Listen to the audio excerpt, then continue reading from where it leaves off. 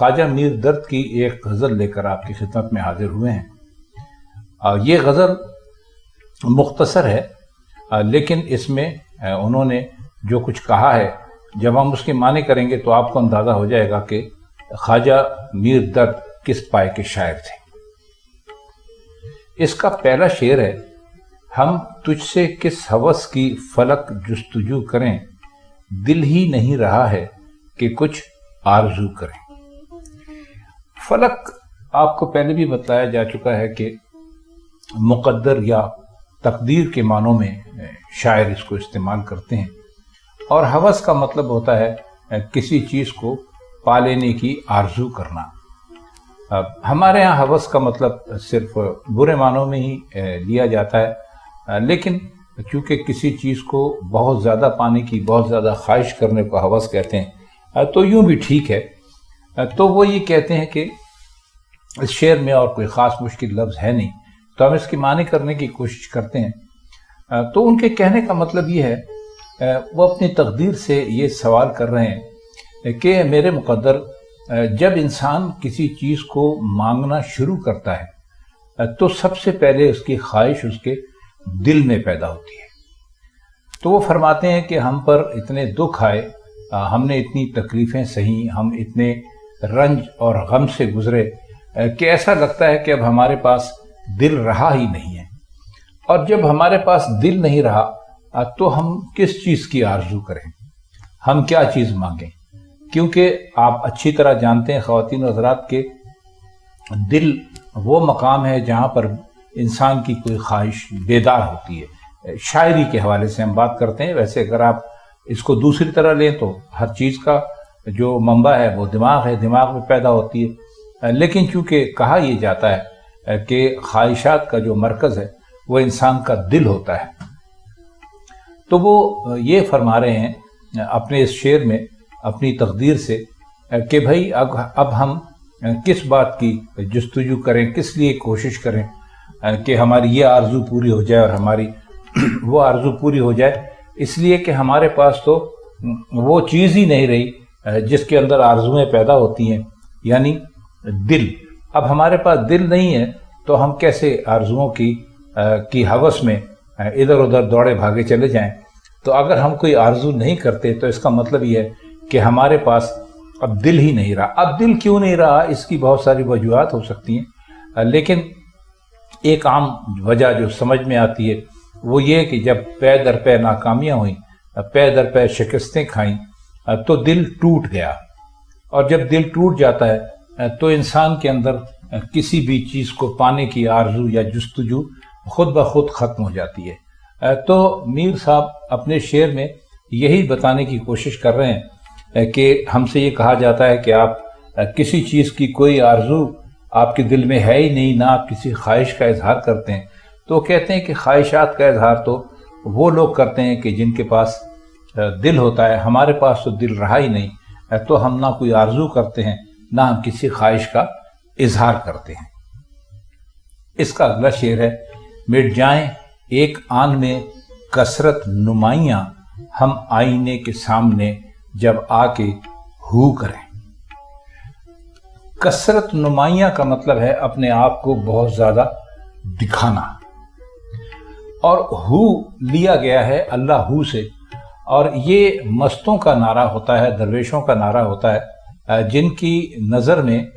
سوائے خدا تعالیٰ کی ذات کے اور کوئی ذات جچتی نہیں ہے۔ وہ کسی بھی حسن کو نہیں مانتے، کیونکہ ان کا خیال یہ ہے کہ، اور حقیقت بھی ہے کہ اللہ تعالیٰ سے زیادہ حسن و جمال اور کسی کے پاس ہے نہیں۔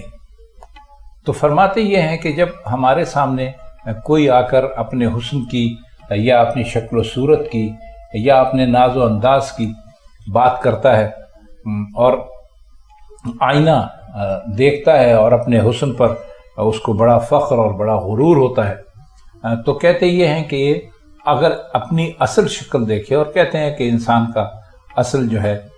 وہ خداوند تعالیٰ کی ذات انسان میں جھلکتی ہے، تو کہتے ہیں کہ اگر انسان اپنے آپ کو پہچان لے تو جب وہ آئینے میں اپنا چہرہ دیکھے گا اور اپنا حسن اور اپنا جمال دیکھے گا تو وہ سب ختم ہو جائے گا، جیسے ہی کہ وہ خدا کو یاد کرے گا۔ یہاں ہو سے مطلب ہے اللہ کو یاد کرنا۔ تو کہتے ہیں کہ جتنا بھی حسن ہے یا جتنا بھی جمال ہے یا دنیا میں جتنی بھی خوبصورتیاں یا انسان کی اپنی ذات کے اندر جو اس کے خیال میں بہت زیادہ خوبصورتیاں پائی جاتی ہیں، وہ اس کے سامنے کچھ بھی نہیں ہے کہ ایک مرتبہ وہ سچے دل سے اللہ کو یاد کرے اور اللہ کی بنائی ہوئی ان نعمتوں کو دیکھنے کے لیے دنیا کے چاروں طرف اپنی نگاہیں دوڑائے، تو اس کو جو یہ کثرت نمائی ہے، یعنی اپنے آپ کو بہت زیادہ دکھانے کا شوق ہے، یہ سارا اس کا ختم ہو جائے گا، اس لیے کہ خدا کی ذات سے زیادہ اور کوئی بھی حسین و جمیل نہیں ہے۔ اس کا تیسرا شعر ہے، اور یہ شعر بہت مشہور ہے، آپ نے اکثر اس کو سنا بھی ہوگا اور پڑھا بھی ہوگا۔ یہ تو ایک طرح کی کہنا چاہیے کہ اب ایک مثال بن چکا ہے۔ تر دامنی پہ شیخ ہماری نہ جائیو، دامن نچوڑ دیں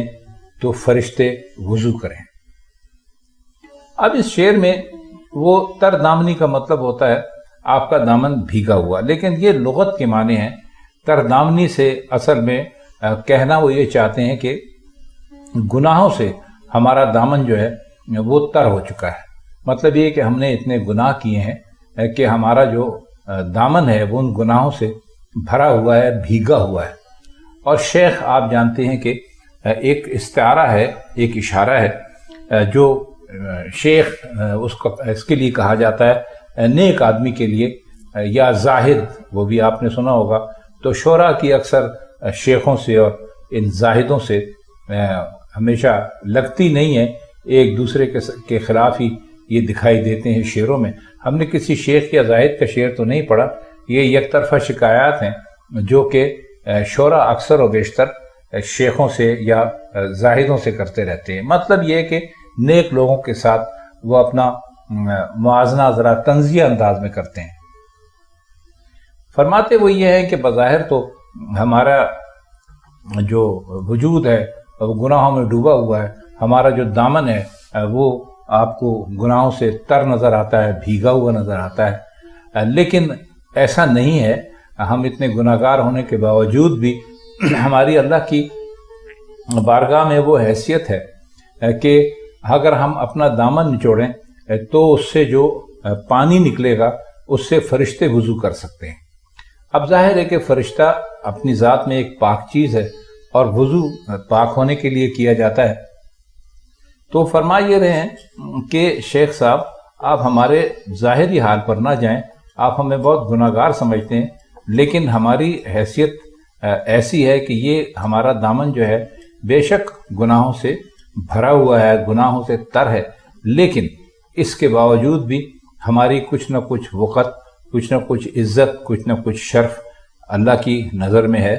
اور ایسا ہے کہ یہ جو آپ کو ہمارا دامن گناہوں سے تر نظر آتا ہے، یہ ایسا ہے نہیں، ہم اندر سے بہت پاک اور صاف ہیں۔ شعر ہے، سرتا قدم زبان ہیں جو شمع گو کہ ہم پر یہ کہاں مجال جو کچھ گفتگو کرے۔ سرتا قدم کا مطلب یہ ہے سر سے لے کر پیر تک، اور زبان کا مطلب آپ جانتے ہیں، اور جو کہتے ہیں کی طرح۔ فرماتے یہ ہیں، اور مجال کہتے ہیں جرأت کو یا ہمت کو۔ فرمائے رہے ہیں کہ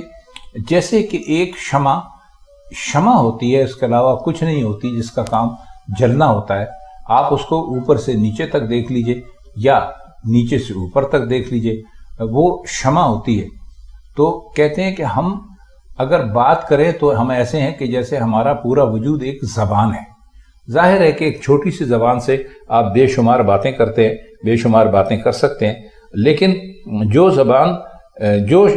جو شخصیت سر سے لے کر پیر تک زبان ہو، تو ظاہر ہے کہ اس کی زبان بہت بڑی ہوگی، وہ بہت زیادہ باتیں کر سکے گا، وہ بہت زیادہ اپنی بات سمجھا سکے گا۔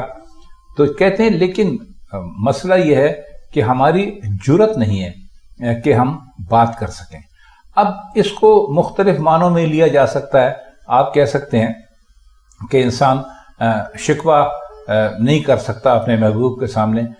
محبوب کتنی ہی ظلم کیوں نہ کرے۔ تو کہتے ہیں کہ گو کہ اگر ہم بات کرنے پر آئیں تو جیسے شمع اوپر سے نیچے تک شمع ہوتی ہے، اس کا کام جلنا ہی ہوتا ہے، اس کے علاوہ دوسرا کوئی کام نہیں ہوتا۔ تو ہمارا بھی سر سے پیر تک یہ عالم ہے کہ ہم سر سے پیر تک زبان ہیں۔ اب سر سے پیر تک زبان کا کیا مطلب ہوا؟ سر سے پیر تک زبان کا مطلب یہ ہوا کہ ہم بے حد زیادہ